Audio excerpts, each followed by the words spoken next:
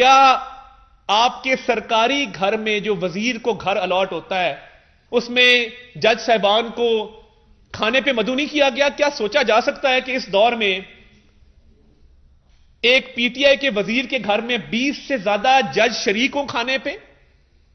किसी ने, क्या चीफ जस्टिस पाकिस्तान ने इसका नोटिस लिया? क्या किसी और ने इसका नोटिस लिया कि बतौर वजीर आपके घर खाने पे 20 से ज्यादा सिटिंग जज क्यों शरीक हुए और किस हैसियत से हुए? आप कहते हैं कि मेरे ससुर ने उनको नहीं बुलाया। हां, नहीं बुलाया। आपकी अहलिया ने उनको बुलाया चीफ जस्टिस की बेटी के तौर पे। खाना प्राइवेट लोकेशन पे हो सकता था।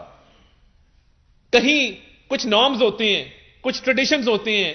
आप सिटिंग वजीर हैं, आपके घर जज क्यों आए खाने के ऊपर? क्योंकि आपके ससुर ने कमांड इनविटेशन भिजवाया अपनी बेटी के जरिए। मैं आज मजबूर होकर यह बातें कर रहा हूं क्योंकि आपने हमारे पे एक जबानी हमला किया, तो हम अपना दिफा करना भी जानते हैं और मुंह तोड़ जवाब देना भी जानते हैं। जनाब छोटे साई साहब, ये बातों का जवाब आपको देना होगा कि आप जो अपने ससुर के बलबूते पे सियासत कर रहे हैं और ये सारे मामलात आपने मैनेज और हैंडल किए और आपको पीटीआई में मुर्शिद का दर्जा मिला है।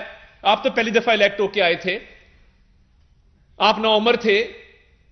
आपको वजीरों की पहली सफ में किसने बिठाया? क्या इसमें इस बात का कोई, आप खुदा की कसम खा के कह दें कि आपके ससुर के चीफ जस्टिस होने का इसमें कोई अमल दखल नहीं है? मैं आपके घर आके आपसे माफी मांग लूंगा। गजब खुदा का